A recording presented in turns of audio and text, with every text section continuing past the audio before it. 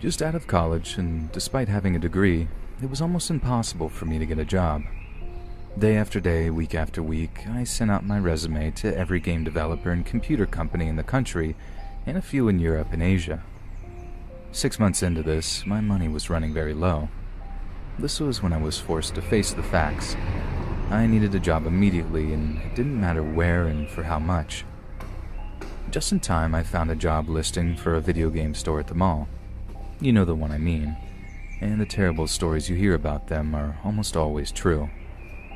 Because of my background in games, I was given an interview immediately and hired soon after. My first shift was the following morning. Other than a few hiccups along the way, it kept my head above water until I got on with Dell 2 years later. The meat of the facts began just before my second year was about to start. Because of the high turnover, I was made an assistant manager by month 9. None of my shifts were evenings, so I was tasked with keeping the younger employees in line. A job I never really took seriously since I was only a few years older than they were. I didn't care how they acted as long as they did their job. Around this time, a girl was hired that could have been my undoing. The second I saw her, I knew she would be a problem. However, it wasn't just her that was the source of trouble. Her super jealous boyfriend became a thorn in the side of every guy that worked with her, and sometimes just spoke to her. A shift of hers didn't go by without him showing up to check on her. Some nights, he would do no more than sit on a bench outside the store and watch her work. But anytime she would get too close to a guy for his liking, he'd approach them and physically intimidate the guy she was talking to. She never said a thing when this happened. I actually think she kind of liked it, but it would be what would push her away from him in the end. She'd worked at the store for a couple of weeks before someone showed her the hallways that ran along the back of every place. She took advantage of the fact he wasn't aware of them, and this turned out to be a big mistake. If any person reading this doesn't know what I'm talking about, pay attention. You're about to learn something. I'm not sure how common this is, but some indoor malls, those built in the old way where each store inhabited an area that leased from the mall owner, there are a network of paths or halls that run behind each business. They're used mainly by the employees. The system allows them to enter and leave their jobs without being seen by the customers. Although I'm pretty sure their intended purpose was to give janitorial staff an uncluttered pathway to maintain the spaces. That being said, in all my time at that job, I only saw a member of the cleaning staff a handful of times. Most of those times, they were sneaking a cigarette rather than working. Luckily, we could still smoke inside the building back then. No one said anything to the office if they caught you, probably because they were doing the same thing on their breaks. If we are all on the same page now, I'll get to the real story. Like I said, his jealousy, no matter how it turned her on, was at the same time pushing her away. On her breaks, she'd often sneak out the back and disappear for a while. Where she went, I had no idea or really cared. The boyfriend took forever to catch on, but when he did, he was super angry. She continued this routine for a few months, and just one day, she never came back to the store. I didn't attach any importance to this. It was during the holidays, and work was a nightmare. It wasn't uncommon for employees to go on break after an especially hectic rush and not return. The turnover was simply that bad. Things got a bit more interesting about 4 or 5 days later. The police showed up and had some questions about her disappearance. I was like, disappearance? What's going on here? They then informed me that she had been reported missing the day after she bailed on work by her parents. She had never made it home, and they thought we may know something. The crazy thing was that when they visited her boyfriend's place to see if she was there, in addition to him not being there, after some digging, they learned that nobody had seen either of them for about a week. I was quick to make it clear that I didn't know anything. I had just assumed she got sick of the place and bailed. I guess they were happy with that. I never heard from them again. Time passed, and the situation around her almost faded completely from my mind, until something really big in February happened and brought it back into crystal clarity. Some workmen were renovating one of the store's spaces for an incoming client and once they had completed emptying the space of what the previous renters had left behind, they began the undertaking of finding the source of a terrible smell.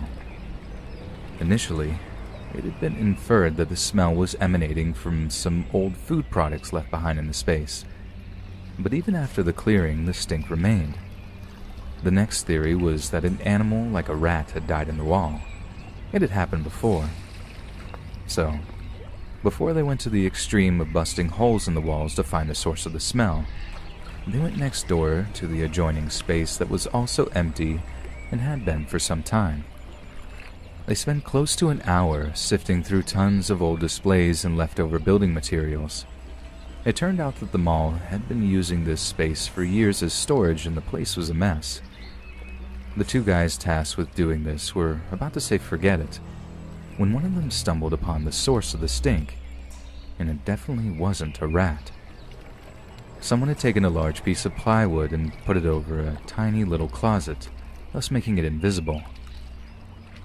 The guy had caught on that the smell grew worse as he got closer to this board, so he pushed aside the heavy display rack holding the board against the wall, and as soon as he pulled back the board, he found what was causing it. The semi-mummified body of what looked like a female was lying on the floor facing the wall.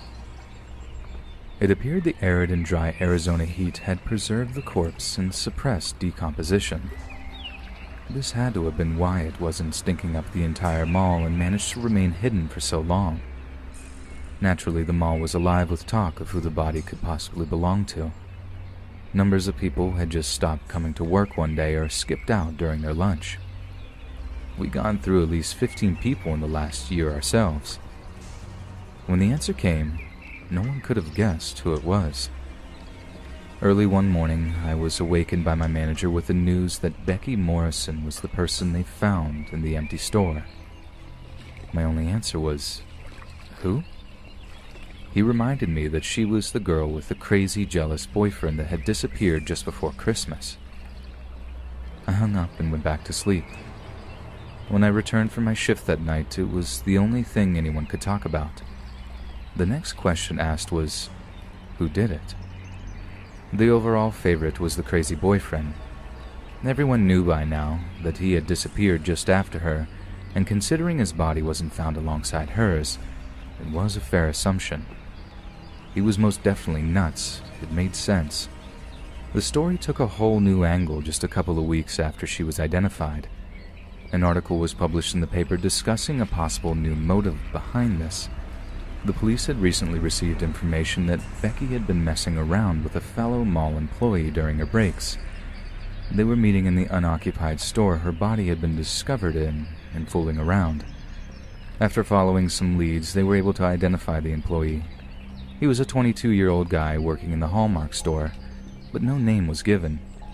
He told the officers that he and Becky were supposed to hook up the day she disappeared, but he got holed up by the time he'd reached the empty space and she was gone.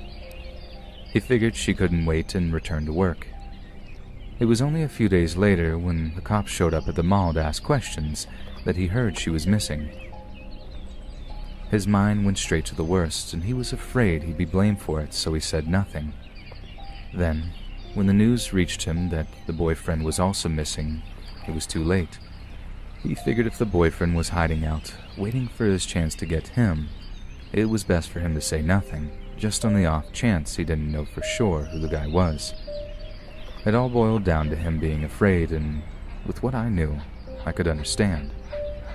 What nobody knew, and still probably doesn't, is that her and I had a thing for a short while too. It wasn't long, but once is all it takes. I was the person who told her about the back hallways, after all.